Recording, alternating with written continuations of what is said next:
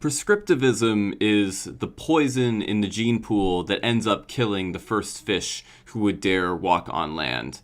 It's the poacher who puts a beloved keystone species through a genetic bottleneck. It's an undeniable evil, stunting the growth and evolution of language, the very thing it's committed in the name of.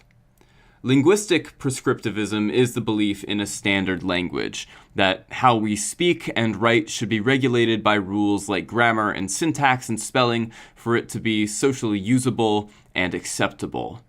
Well, the English language has never had an official regulator. New words are added to the dictionary yearly by Oxford and Merriam-Webster by some people who we all agree are quite good at English, and academic writing and grammar is usually policed by formats like MLA, APA, or Harvard. However, one of the things that these institutions are remarkably bad at, accepting Merriam-Webster for the most part, is how people actually use language. Especially since the advent of the internet, which made writing something so trivial that most of us don't bother with grammar half the time, we've begun to develop our own way of speaking and communication that's nigh incomprehensible to outsiders. Like, I don't know, my grandma.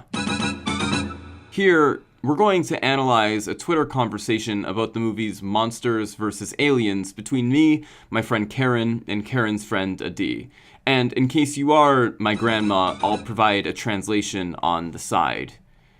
One of the first things you might notice is that the translation is not necessarily one-to-one. There are breaches of grammar and slang abundant, but they mean far less to me than the capitalization and the filler words that are thrown in.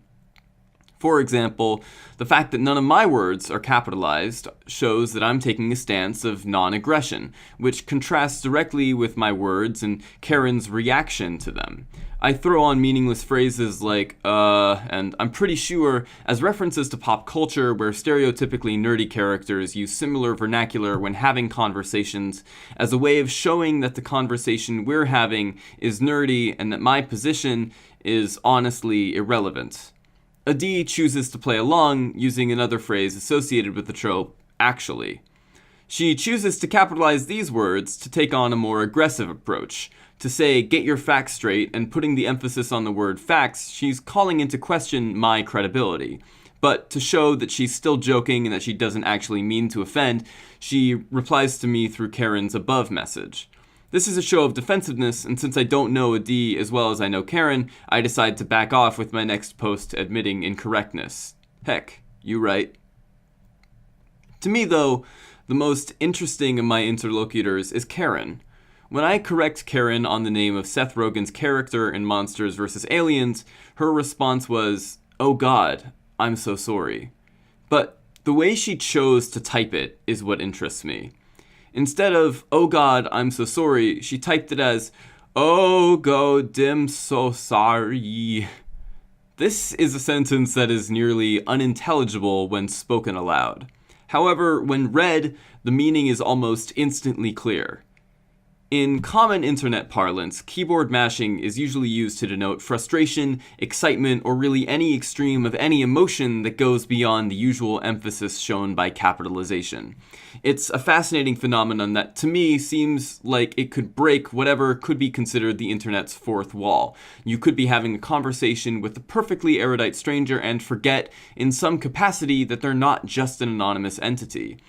It forces you to remember that on the other side of the conversation, wherever that is a human being, just like you, with a keyboard just like yours, and emotions also just like yours.